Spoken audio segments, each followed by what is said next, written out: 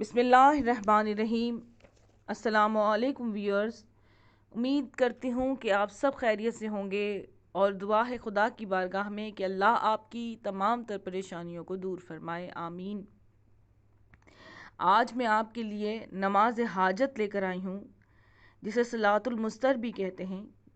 کسی بھی بڑی مشکل پریشانی کے لیے اس نماز کو اگر پڑھیں تو اللہ تعالیٰ وہاں سے اسباب مہیا کرتا ہے جہاں سے انسان کا گمان بھی نہیں ہوتا۔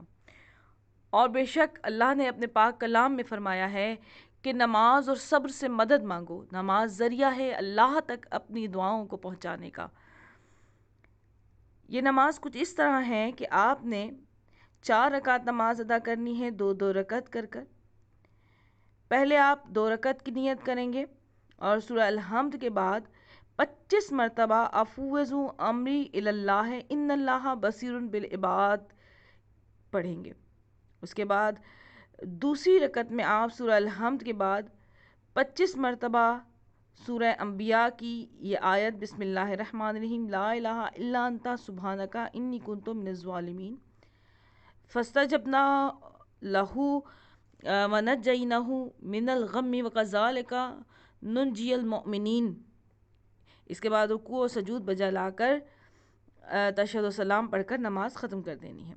پھر آپ دوسری رکعت کی نیت کریں گے اور سورہ الحمد کے بعد 25 مرتبہ سورہ آل عمران کی آیت حسبنا اللہ و نعم الوکیل پڑھیں گے، اور پھر دوسری رکعت میں سورہ الحمد کے بعد 25 مرتبہ لا حول ولا قوت الا باللہ العلی العظیم پڑھیں گے۔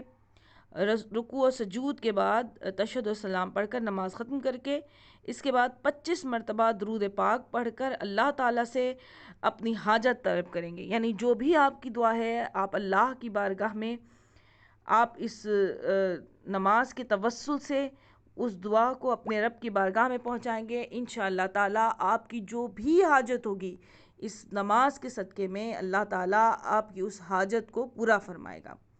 اگر آپ کو ویڈیو پسند آئے تو میرے چینل کو سبسکرائب کر دیجئے گا اگر نہیں کیا، اور بیل آئیکن کا بٹن دبا دیجئے گا، اور اس ویڈیو کو لائک اور شیئر کیجئے گا اور دوسرے لوگوں تک بھی پہنچائیے گا تاکہ وہ بھی اپنی مشکلوں کا حل اللہ کی بارگاہ سے ڈھونڈ سکیں۔ اب میں اجازت چاہوں گی، اللہ حافظ۔